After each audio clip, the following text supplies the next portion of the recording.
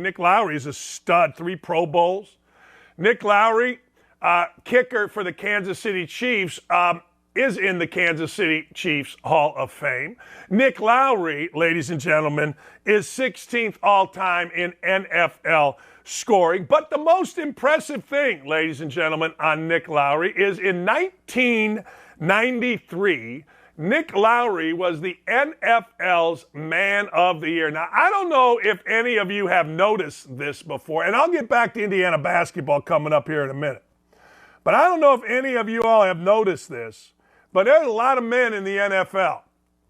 There he is. And in 1993, to be the NFL's Man of the Year, pretty damn good. And you know what? The Dartmouth grad continues to do great stuff. Nick, I got looking. You got the Kansas City Chiefs going. The biggest question, we're going to get into a lot of stuff, but what are you hearing on Mahomes? The world wants to know about the ankle heard around the world. Well, I've heard some stuff. I'll tell you, anybody that's had a high ankle sprain, which I have, I actually have a replaced left ankle, knows it's impossible to not make a difference. But hey, if the guy was practicing and walking around a lot yesterday, full practice, the least they would have done if it was an issue was not practice him on the field on Wednesday.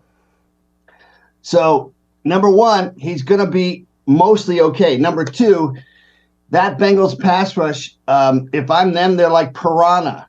They are going to make sure that the same pattern that allowed them to be successful, that allowed Buffalo to beat us earlier in the year, just like any great quarterback, when you got somebody who's in your face, who's tripping you in your feet. Tom Brady, of course, in UC Umanura, Michael Strahan, when they were undefeated for 18 games, somehow Tom Brady was human again. Joe Montana, just when you have a pass rush on them, as Lawrence Taylor did and Leonard Marshall back in 1990, that makes a huge difference. So it's going to make a difference. But if there's one thing we've learned about Patrick Mahomes, watch out.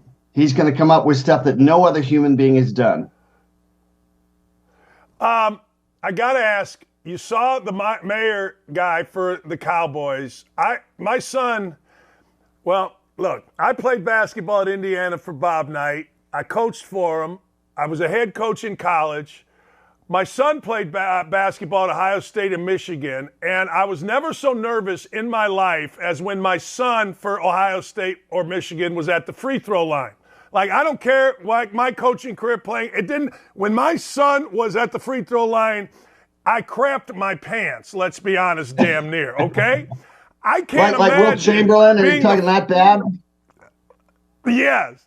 I couldn't imagine being a kicker or a kicker's father. Are kickers nervous, or is it like, look, shooting free throws, we know what we're doing? Where are we? Well, number one, can we stop making generalizations about human beings? Because it just doesn't work. I will say the position does form, I guess, the personalities to some degree, but it's like what I say when the weenie head coaches got to call the timeout for the game-winning field goal because they want them to get nervous. For the good kickers, it helps them. I would run to the sidelines, kick into the net, take control of that time, come back out 10 seconds earlier than I normally would, and I'd be fine. For the bad kickers, they stand out there, oh no, and they're thinking too much. So with regard to the extra points, it's not 20 yards, it's 33. I was 562 of 568. I had 10 seasons when I never missed an extra point. I had never missed more than one in a season, but it was easier then. But what happens is, I think the truth about Brett Moore, is that right before the game, the referee said you can't put a blade of grass right where you're going to put the spot. So the holder's like going here. It's going to be here. And then he goes like that. And then he sees that tiny little flack. He knows that's the exact spot. You miss that spot by 3 inches. Good luck, because you're only seeing the ball not spinning for 0.2 to 1/10 of a second. Anybody out there, try kicking a field goal anyway, by the way. Just try it, because you don't know what you're talking about most of the time. But then try to do it with Right. 11 very large, very fast people paid an average of 4 to 10 million a year to block your kick, to eat you live, whole, and with the pressure and with that just 1/10, 2/10 of a second to watch it. I want to see how you do as well. I know how I'd do. I'd crap my pants again. I've always said, look, I'd shoot a free throw in front of millions. Because it's just me, the ball right there. For you as a kicker, the ball has to be hiked, set, as you said, spun. You got grass, you can slip. There's all, and it doesn't matter what happens. It may be the holder's fault for one article, but for the rest of your life, Nick Lowery missed the kick, no matter what the hold was. That's it. Yeah, so you have to manage. One thing that Pete Carroll did and has done and did with me with that one precious year in New York, he puts you in pressure situations. Hey, Nick, you got to hit a 45-yard field goal into the wind at the end of practice. If you do, we get done 10, 15 minutes early. That's some pressure in practice. And so you make your practice like the game, so the game can be like practice. But some people can handle it. Some people have that slowing down of their brain. Others can manage their state through practice as well, and others cannot. So isn't it great, though? I feel like what's great about having been a kicker for 18 years in the NFL is it's a closed-loop responsibility. Nobody cares what your excuses are. Everybody sees whether it goes through or not. I was in a Quick Trip store in 1988, 22 for 23 late in the season, NFL record at that point for percentages. Missed one kick. I come into the Quick Trip store. I got gas and I got some eggs and whatever. The lady at the counter goes, "I know you. You're Nick Lowery. How are you?" "Yeah. I saw you miss that field goal. What's wrong with you?" So part of leadership and part of excellence is knowing you'll always have criticism at the higher level because you're playing at a higher level, unfair criticism, and just deal with it because it means you're doing a lot of things right. That's exactly right. It is amazing. Like, as a coach, to that lady, I'll defend that lady for a second. As a coach, I was part of a national championship, Big Ten, all that stuff. I still think of 4 losses. I think of 4 losses almost every night. It's what you do, right? Do you do the same thing? Do you think of the misses as opposed to the makes? It's human nature. I mean, I did miss some, and you are human. So there's the other part. By the way, everybody out there, even though you're such a good-looking guy, that beautiful bald head, he's not perfect. I'm not perfect. No one is perfect. Joe Burrow is not perfect. Patrick Mahomes throws dumb interceptions once in a while. He's still the most exciting, dynamic, original quarterback in NFL history. And by the way, what does this remind you of? I'm going to throw this. Sorry, I had to do that. Bobby Knight, just a little intense, just a little. I was sitting right next to him getting ready to go into the game. I was a senior, and I was getting ready to go in. And he used to wear a jacket, and he went like that real quick to take off his jacket, but it was the first game he didn't wear a sport coat. Nick, we saw him throw 52 straight chairs one day in practice. We counted. He was sweating. He's firing them. And we're sitting there, Nick, just laughing our brains out. But, hey, I love the man. So what are you going to do? Yeah, and by the way, Nick, when you know your coach gives a darn, when he cares. Marty Schottenheimer liked to hide it, but you knew he cared. Dick Vermeil, tough guy, but also deeply caring. You play at a different level. I always say Joe Namath, who I've loved to talk about because I know now why the Jets with less talent beat the Baltimore Colts. They loved Joe Namath. He loved them. His teammates knew he would do anything for them. He cared at that deep level. And so they just, in football, even as a kicker, but certainly when you're a lineman, you're getting pounded. It's painful to sacrifice your body, man. You got to get yourself to that other level, especially the Super Bowl. So Joe Namath, if you're anywhere, I love you, man, because you are the kindest human being. This is one of the nicest, most genuine people I have ever met in my life. He is a role model as a human being, and it started by being that great leader. Even if he wore fur coats, etc., and had a little bit of fun back then, he was truly somebody that cared about his teammates, and that's why the New York Jets had the biggest upset in NFL history. Well, wait a second. Where did this love affair with Joe Namath start? Did you meet him? Walk me through this a little bit. Well, I was able to convince him to come out from his cocoon out there in Jupiter, Florida, because he hadn't flown in 2 years. His daughter had had a baby, and he was coming out to celebrate one of his former teammates who we were doing an NFL alumni event in Tucson. So he flew into Phoenix. He did a couple interviews at the airport, and then it was he and I alone driving to Tucson. And, he's just that kind of guy. He's signing autographs for 3 hours. I'm the MC of this event at a casino in Tucson. And after 4 hours, and and about 2 weeks later, I had surgery on my ankle because my ankle started to swell. I said, Joe, can we eat? Can we sit down, please? He goes, Nick, if somebody needs an autograph, I can't sit down until everybody's had an autograph. And then I drove home with him, the next day. By the way, he didn't charge a penny. We put him in the penthouse because that's where Joe Namath needs to be. But such a thoughtful guy. And then that began a great friendship. I played with the Jets for 3 years. So I'll also not forget, at the end of the 89 season, we're playing the Miami Dolphins in Miami. It was freezing. At game time. And 32 degrees in Miami feels like 10 degrees. I don't know why. And I'd had a bad year. I mean, probably my worst year ever. And I kicked a game-winning field goal from the right hash, thank God, to put us at 8-7-1 for the season. And my friends had taped the game, and I watched it. And he could have talked about how I'd had a horrible game against Cleveland, and other than that, it was okay, but not great that year. And he was just so positive. I went on to lead the NFL in scoring the next year. I had 24 in a row, then 21 in a row, then 22 for 24. So that loss, that season of not doing so well, helped me push myself to a different level. But Joe Namath is just a class act, man. Yeah, that's a great story. Hey, I want to get into, you went down to the border. Yep. Talk to me about what you saw. Well, number one is everybody that's watching. I come from a family of yellow dog Democrats. My dad listen to this. My dad I only found out when he died. I knew he was senior CIA. He was chief of station for the CIA in London back in the 60s. He was literally the James Bond M for the Americans. My dad was a true patriot.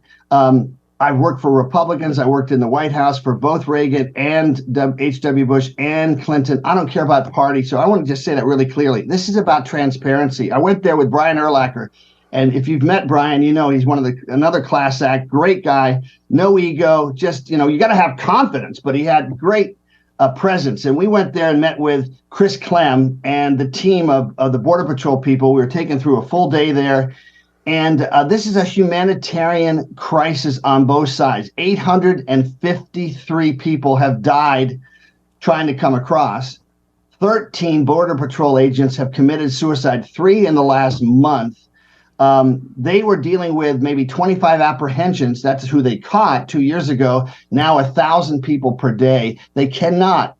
It's just not humanly possible to make sure that they have figured out who are the people that are drug traffickers, bringing in fentanyl, which has now killed, we think, not just 100,000, frankly, a lot more, plus 200,000 opioids. That's 300,000 deaths, people. And yet this story is not being told. So I want people to realize this is a humanitarian crisis for the Border Patrol people who are not getting assistance, and for the people that have legitimate reasons to want to come to this country. They're fleeing oppression. They're fleeing, the kind of daily danger. And then they're made to pay for it by the cartels by, giving $5,000 to $20,000. And if they can't pay, guess what? They have to transport drugs or allow one of the members of their family to be kidnapped, killed, raped, tortured, or become human trafficked. So, it's just not right. It's about transparency. It's about honesty. And when you meet the Border Patrol people, like everything, they're probably 5% of the people in the world that you meet that are just jerks, okay? Whether it's on the football field or anywhere else. Policemen, same thing. But 95% pretty much want to do the right thing absolutely all the time. And they're putting themselves in danger all the time.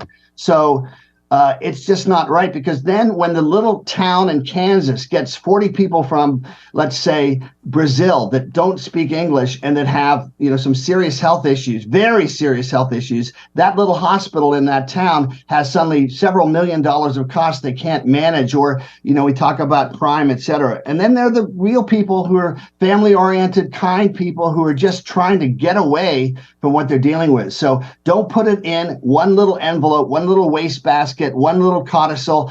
It's a human issue. Everybody has a different story, but I'm just there for these Border Patrol people, these first responders, right, that are dealing with daily pressure, daily pain, dealing with witnessing horrendous things happening to some of these people trying to cross the border.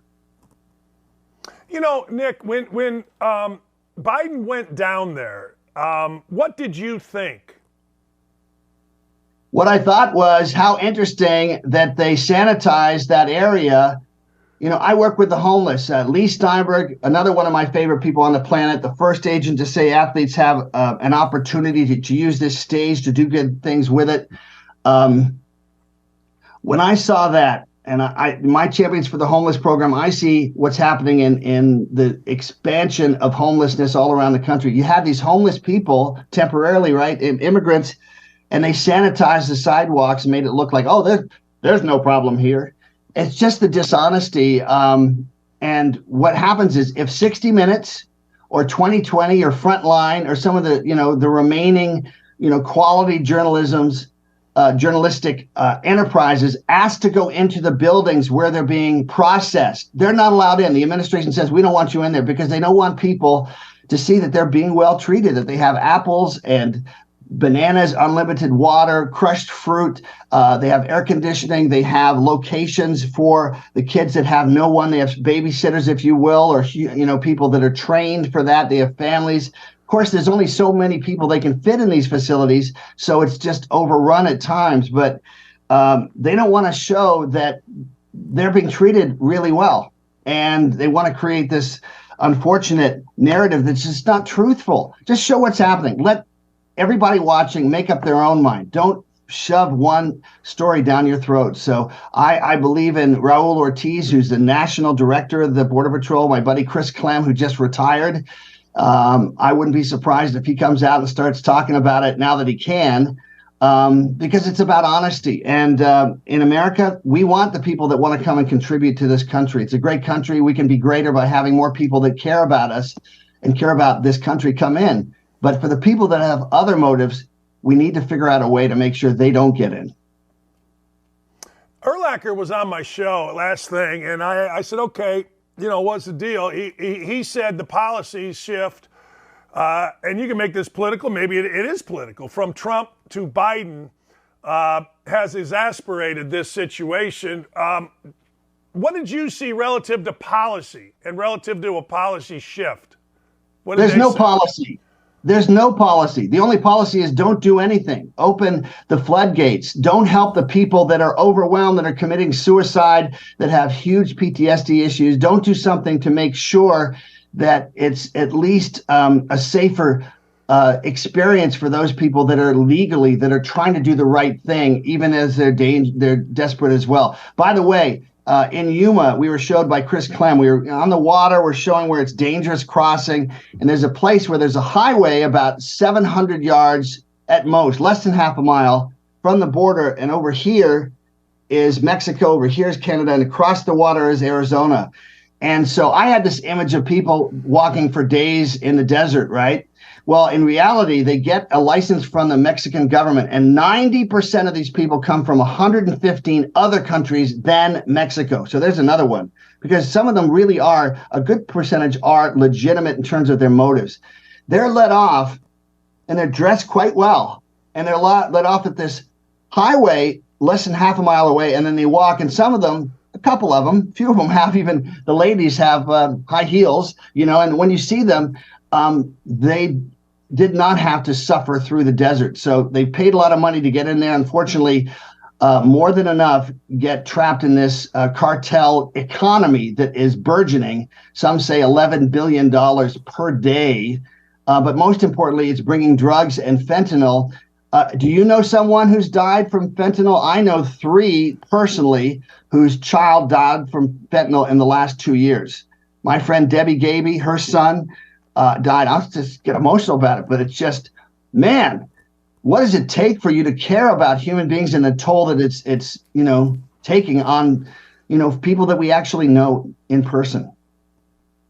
And then the other side, well, you mentioned it, and this is what, I have read from the intel that I've gotten, $39 million per week per sector to the cartel. So not only are we allowing all of what you and I are talking about in, but we're strengthening the group that is pushing these folks in. We're strengthening the drug trade. We're strengthening the murder trade in these countries by providing them with an incredible amount of money.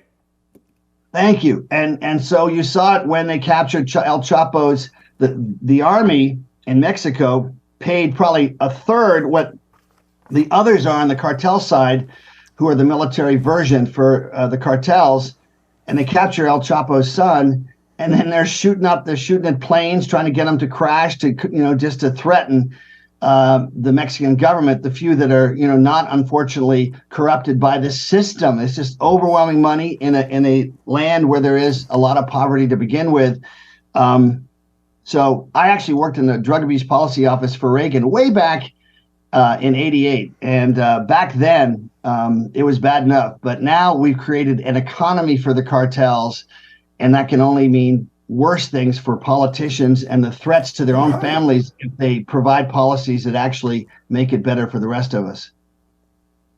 Nick, that's great stuff, man. Really appreciate it. Go Chiefs. Thank you, sir. And I like the chair. I like the research that you did. A little research. Nice. Patrick Mahomes, he's amazing. It's going to be a tough game. Joe Burrow is kind of like an android. He is fearless. It's going to be tough. Jamar Chase is like a more muscular Tyreek Hill, maybe not quite as fast, but he's amazing. So we've got our work cut out for us. But we've got Chris Jones, we've got Travis Kelce, we've got a more diverse offense, and we've got a track record that's pretty good. But now we've got to change that one thing, which is beat Cincinnati, which we haven't been able to do for a couple of years. 3-0. Thanks, Nick. Appreciate you, man. Thanks for coming on. Thank you, sir. Thanks for having me on.